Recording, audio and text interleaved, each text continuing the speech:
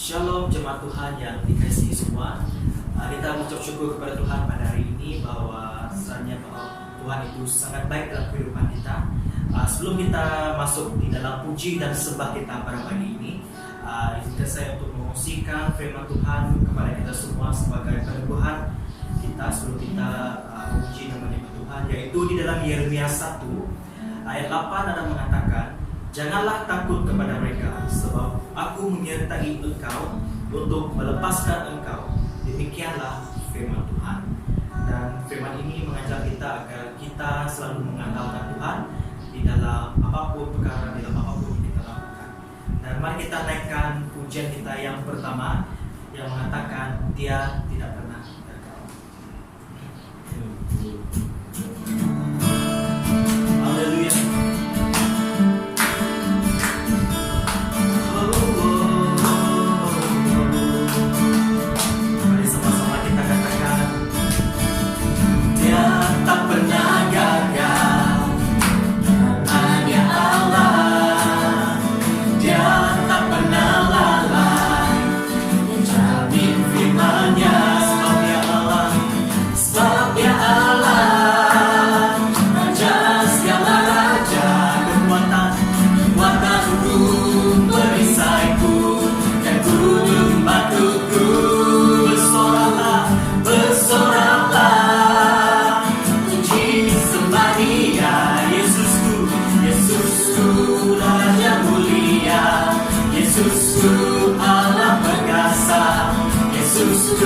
Allah berwenang, Yesus Raja, katakan Yesus perkasa, Yesus perkasa, patut dalamku yang teguh, katakan di dalam Dia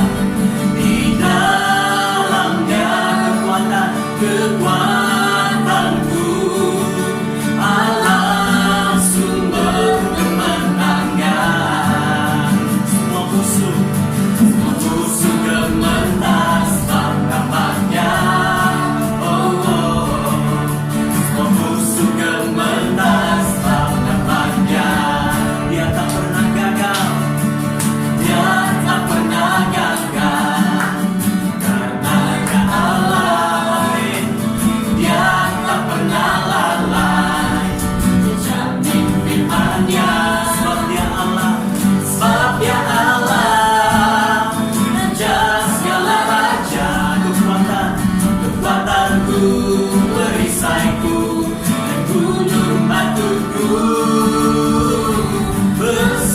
Bersoraklah, puji sembah Dia, Yesusku Raja mulia, Yesusku Allah perkasa, Yesusku Allah pemenang, Yesus Raja. Mari kita serukan nama Yesus, haleluya, sama-sama. Serukan namanya, Yesus Tuhan Raja, segala kuasa tunduk dalam namanya. Dia luar biasa,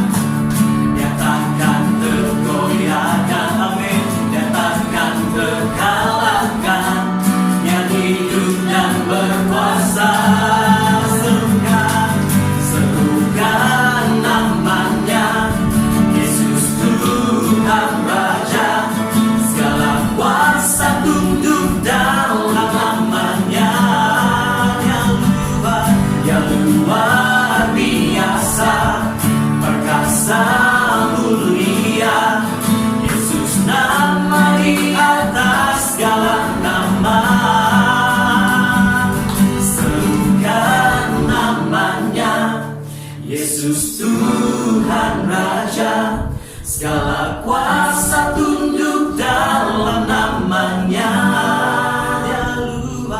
Dia luar biasa, perkasa mulia. Yesus nama di atas segala nama. Serukan namanya, Yesus Tuhan Raja, segala kuasa tunduk dalam namanya. Dia luar biasa, perkasa mulia.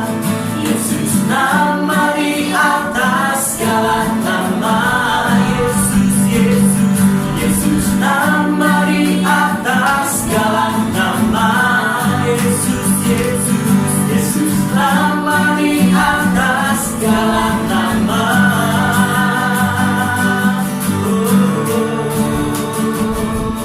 Haleluya. Ya, Yesus di atas segala nama yang kita suruhkan di dalam kehidupan kita. Haleluya, haleluya.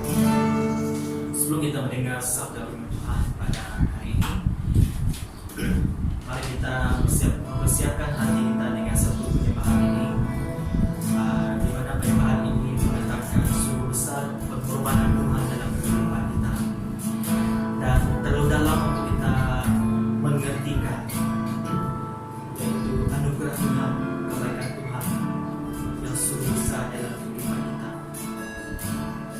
Haleluya, Yesus Tuhan. Kami menyatakan syukur dan terima kasih kami kepada Engkau Yesus, buat anugerah-Mu, buat kasih-Mu ya Tuhan, yang sungguh indah di dalam kehidupan kami ya Bapa. Kaulah sahabat kami, Kaulah juru selamat kami. Karena dalam apapun yang kami perbuat, kami ingin mencari Engkau Yesus. Kami ingin mengutamakan Engkau dalam setiap perkara, di dalam apapun yang kami lakukan. Haleluya, Yesus. Haleluya.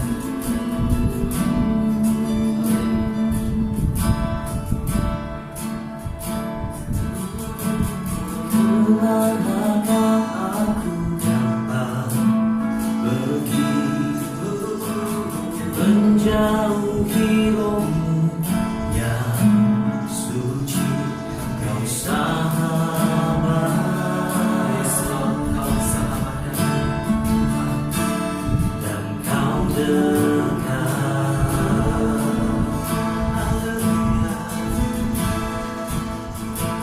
Bahkan seluruh pengabdi yang ku tak bisa membalas kesetiaanmu, sungguh mulia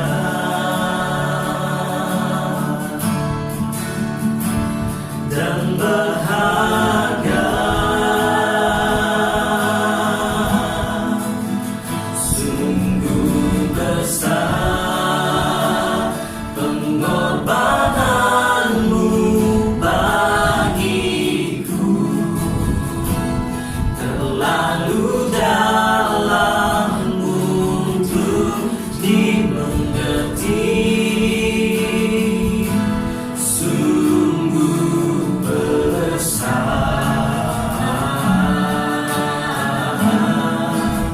sungguh indah yang kau fikirkan tentangku. Tak selagi kasihku, sungguh indah.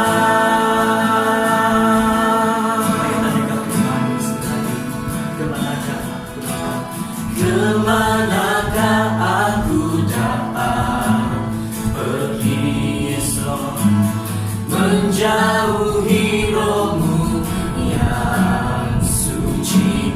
Kau sahabat dekat, dan kau dekat. Maka seluruh pengabdian kami Tuhan dengan seluruh pengabdianku, tak bisa membalas kesetiaan.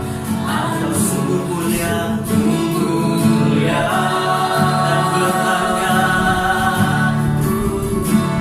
dan berharga, sungguh besar pengorbananmu bagiku, terlalu dalam untuk dimengerti. Sungguh besar, sungguh indah yang kau pikirkan tentangku, tak terselami bagiku. Sungguh indah, sungguh indah,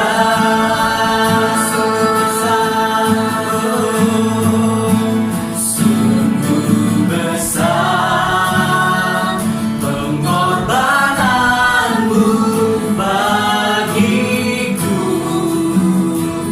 terlalu dalam untuk dimengerti. Sungguh besar,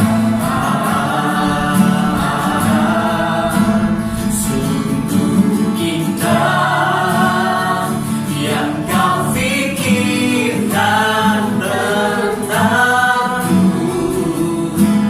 tak terselami bagiku. Sungguh indah, sungguh indah, sungguh indah,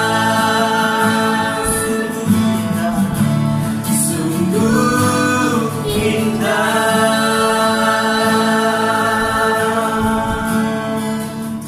Haleluya Yesus Tuhan. Sungguh benar ya Bapa, sungguh indah kasih-Mu, sungguh indah perbuatan-Mu itu dalam kehidupan kami Bapa. Kaulah sahabat kami, Kaulah yang dekat di dalam hati kami ya Tuhan.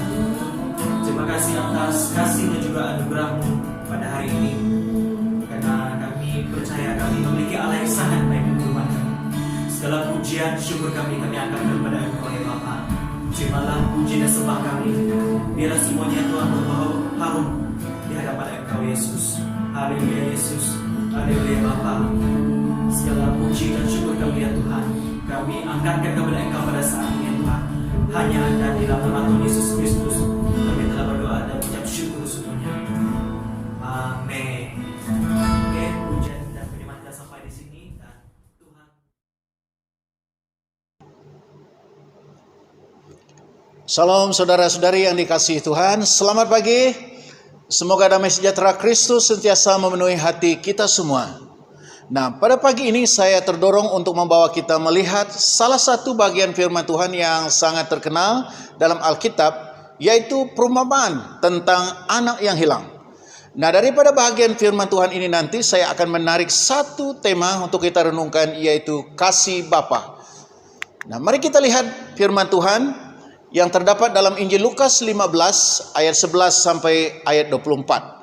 Nah, tajuk bahagian ini adalah perumpamaan tentang anak yang hilang. Nah, saya akan membaca bahagian firman Tuhan ini untuk kita. Jadi, ayat 11 sampai ayat 24 berkata, ada seorang mempunyai 2 orang anak laki-laki. Kata yang bungsu kepada ayahnya, Bapa, berikanlah kepadaku bagian harta milik kita yang menjadi hakku. Lalu ayahnya membagi-bagikan harta kekayaan itu di antara mereka. Beberapa hari kemudian anak bungsu itu menjual seluruh bagian itu lalu pergi ke negeri yang jauh. Di sana ia memboroskan harta miliknya dengan hidup berfoya-foya. Setelah dihabisnya semuanya, timbullah bencana, kelaparan di dalam negeri itu, dan ia pun mulai melarat. Lalu ia pergi dan bekerja pada seorang majikan di negeri itu. Orang itu menyuruhnya ke ladang untuk menjaga babinya. Lalu ia ingin mengisi perutnya dengan ampas yang menjadi makanan babi itu, tetapi tidak seorang pun yang memberikannya kepadanya. Lalu ia menyadari keadaannya, katanya, betapa banyaknya orang upahan Bapakku yang melimpah-limpah makanannya, tetapi aku di sini mati kelaparan. Aku akan bangkit dan pergi kepada Bapakku dan berkata kepadanya, Bapa, aku telah berdosa terhadap sorga dan terhadap Bapa. Aku tidak layak lagi disebut anak Bapa. Jadikanlah aku sebagai salah seorang upahan Bapa. Maka bangkitlah ia dan pergi kepada bapaknya. Ketika ia masih jauh, ayahnya telah melihatnya, lalu tergeraklah hatinya oleh belas kasihan. Ayahnya itu berlari mendapatkan dia, lalu merangkul dan mencium dia. Kata anak itu kepadanya, Bapa, aku telah berdosa terhadap sorga dan terhadap Bapa. Aku tidak layak lagi disebut anak Bapa. Tetapi ayah itu berkata kepada hamba-hambanya, lekaslah bawa kemari jubah yang terbaik. Pakaikanlah itu kepadanya dan kenakanlah cincin pada jarinya dan sepatu pada kakinya. Dan ambillah anak lembu tambun itu, sembelilah dia dan marilah kita makan dan bersuka cita. Sebab anakku ini telah mati dan menjadi hidup kembali. Ia telah hilang dan didapat kembali. Maka mulailah mereka bersukaria.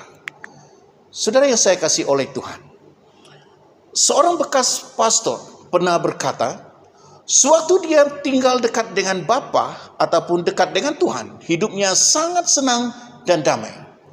Namun setelah dia meninggalkan ataupun menjauhkan diri daripada Tuhan, hidupnya sangat susah dan menderita. Nah, daripada ungkapan bekas pastor ini jelas menunjukkan bahwa setiap orang yang hidup dekat dengan Tuhan akan menikmati kasih dan pertolongan Tuhan yang luar biasa. Tetapi orang yang meninggalkan Tuhan ataupun menjauhkan diri daripada Tuhan akan mengalami berbagai masalah, penderitaan, dan mereka akan kehilangan damai dan sukacita dari dalam hidup mereka. Nah, saudara yang saya kasih oleh Tuhan, merujuk kepada teks firman Tuhan yang telah kita baca tadi, ia bercakap tentang anak yang hilang. Dan ini adalah satu perumpamaan yang digunakan oleh Tuhan Yesus dalam pengajarannya, supaya para pendengarnya dapat memahami ajarannya dengan mudah ataupun dengan baik. Tujuan Tuhan Yesus menggunakan perumpamaan ini adalah untuk menunjukkan sikap Allah terhadap orang berdosa yang bertobat atau kembali kepadanya. Selain itu, daripada itu, supaya para murid Tuhan Yesus dan orang Farisi yang selalu mengikuti Yesus dapat memahami ajaran Yesus mengenai orang berdosa dengan benar.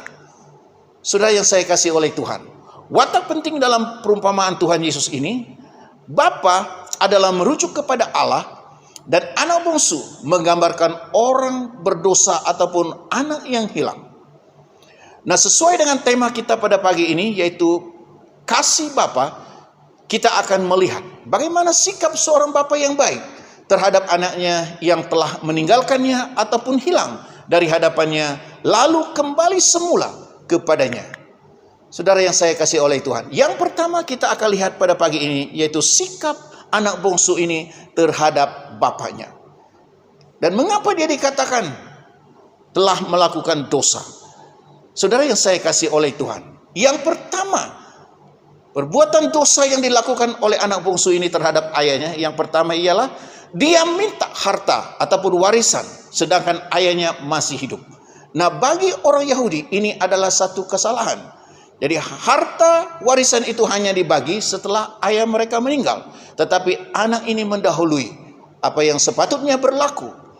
Namun dalam keadaan itu ayahnya juga memberi apa yang anak bungsu ini minta kepadanya. Nah, setelah bapaknya memberi harta warisan kepada anak bungsu ini, lalu dia meninggalkan ayahnya dan keluar daripada rumahnya dan pergi ke negeri yang jauh untuk hidup berfoya-foya.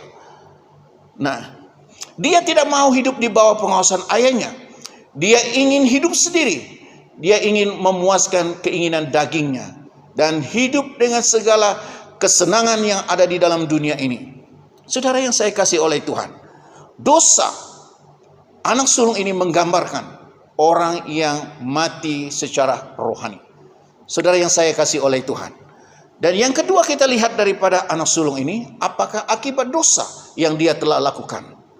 Nah, yang pertama sudah pasti harta warisannya ataupun harta miliknya sudah habis digunakan. Dan apa yang terjadi ketika terjadi kelaparan di negeri di mana tempat dia berada, dan dia mulai melarat dan miskin. Dan dia tidak punya apa-apa karena segala hartanya sudah habis. Dan seterusnya dia terpaksa bekerja menjadi penjaga babi. Nah, bagi orang Yahudi, babi adalah binatang haram. Dan satu pekerjaan yang hina kalau mereka bekerja sebagai penjaga babi. Nah, saudara yang saya kasih oleh Tuhan. Dan dalam keadaan yang tertekan, dia semakin dalam kelaparan. Dan dia ingin mengisi perutnya dengan ampas makanan babi tadi. Tetapi tidak ada seorang pun yang memberikannya kepadanya. Saudara yang saya kasih oleh Tuhan, akibat dosa ini, apabila kita melihat adalah sangat bahaya dan sangat mengerikan. Nah, saudara yang saya kasih oleh Tuhan, ini menunjukkan bahwa melakukan dosa pada mulanya memang sangat nikmat ataupun memberi kesenangan yang sementara, tetapi pada akhirnya akan membawa kepada penderitaan dan kehinaan bagi orang yang melakukannya. Inilah yang terjadi di dalam kehidupan anak bungsu ini. Tapi ketika dia dalam keadaan ini, dia mulai sadar, dia datang, dia bertekad untuk kembali kepada ayahnya. Dia bukan hanya kembali, tetapi dia bertobat dengan sungguh-sungguh di hadapannya. Nah, dalam ayat 18 dan 19 tadi, dia telah menyadari keadaannya, dia telah menyadari dosanya. Saudara yang saya kasih oleh Tuhan, ketika dia menyadari keadaannya dan dosanya, dia mengambil keputusan untuk kembali kepada bapaknya. Dan dalam ayat 20 ataupun daripada ayat 18 hingga 20, dia berkata, "Aku akan bangkit dan pergi kepada bapakku dan berkata kepadanya, Bapa, aku telah berdosa terhadap surga dan terhadap Bapa.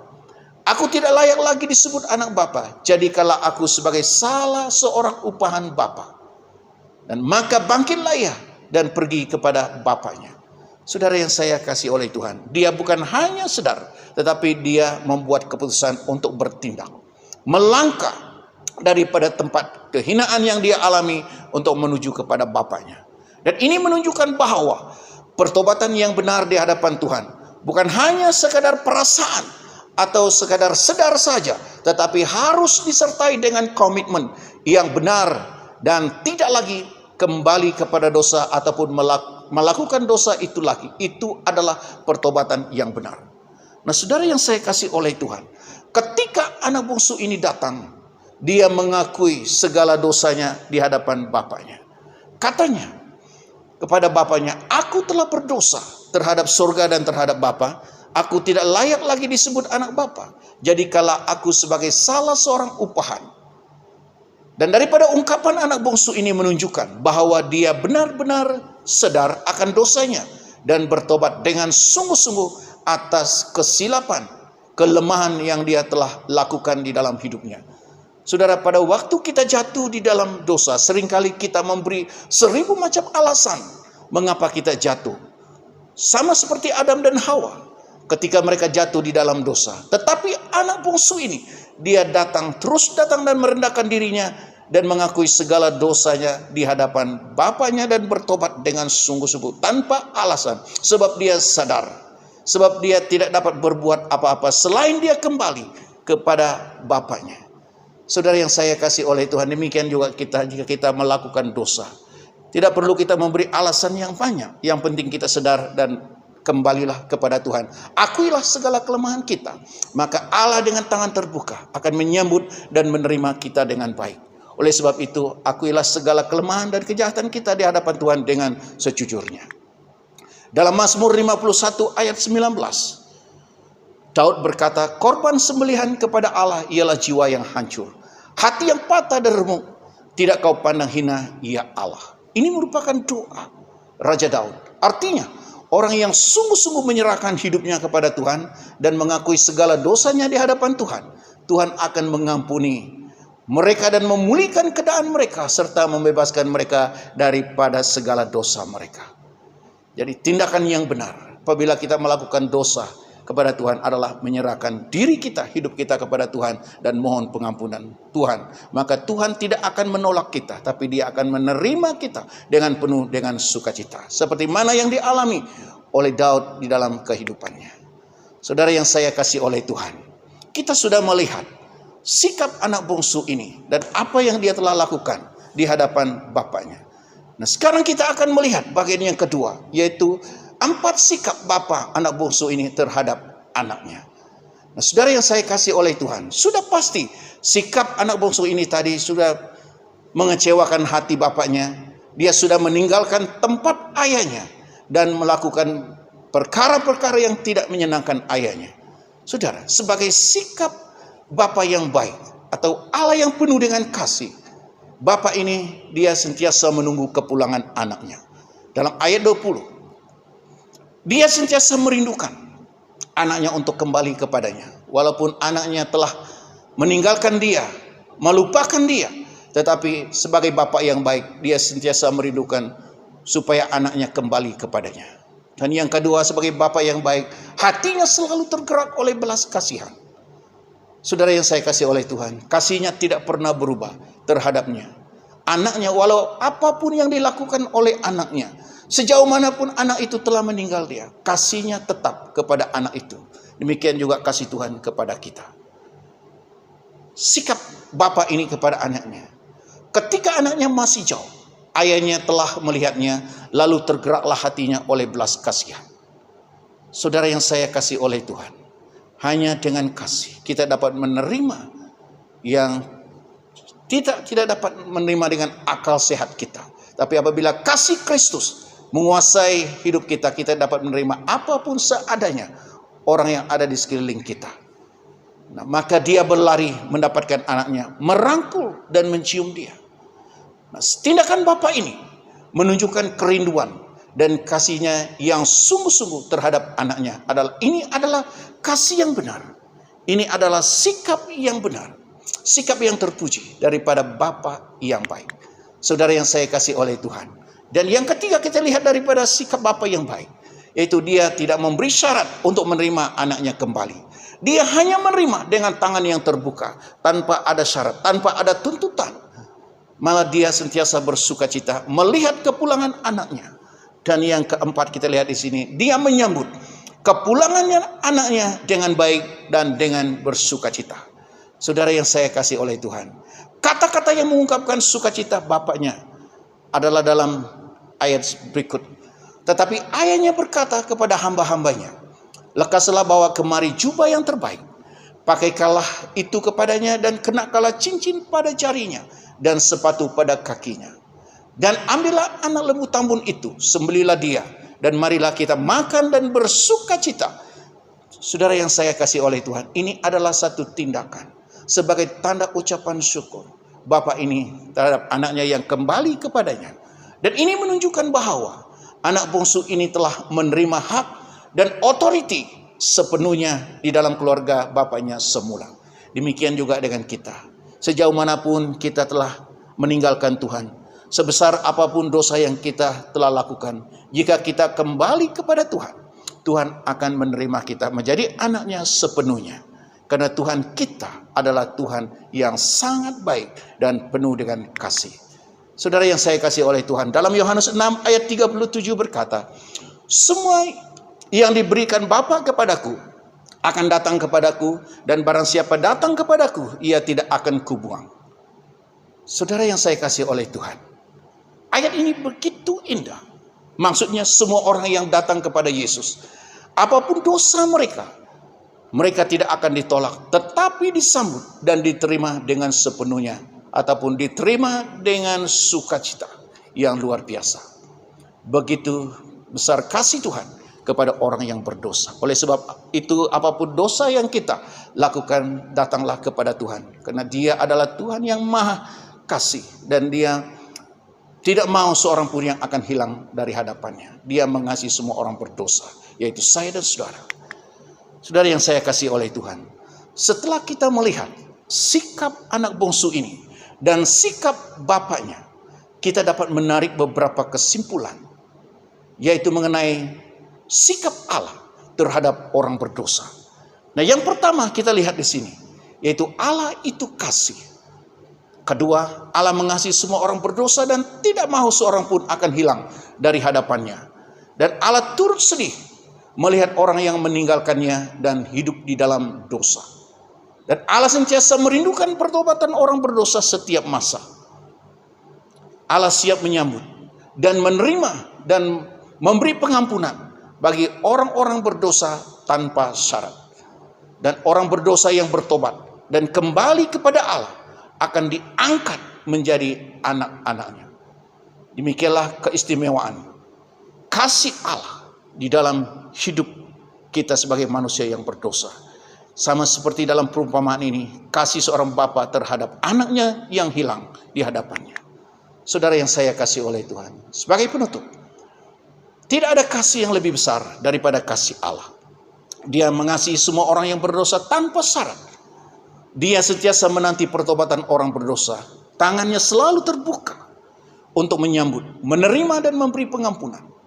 Semua orang yang telah bertobat dan datang kepadanya akan diangkatnya menjadi anak-anaknya dan menjadi ahli warisannya.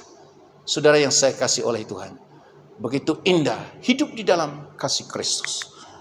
Nah, dalam perjalanan hidup kita sebagai orang percaya, kita selalu mempunyai sikap seperti anak bungsu ini. Sewaktu kita hidup dalam berkat Allah yang melimpah, kita seringkali meninggalkan Tuhan dan coba hidup sendiri tanpa pengawasan Tuhan untuk memuaskan keinginan daging kita, sehingga kita tidak sadar kita jatuh dan melakukan berbagai jenis kejahatan dan dosa di dalam hidup kita.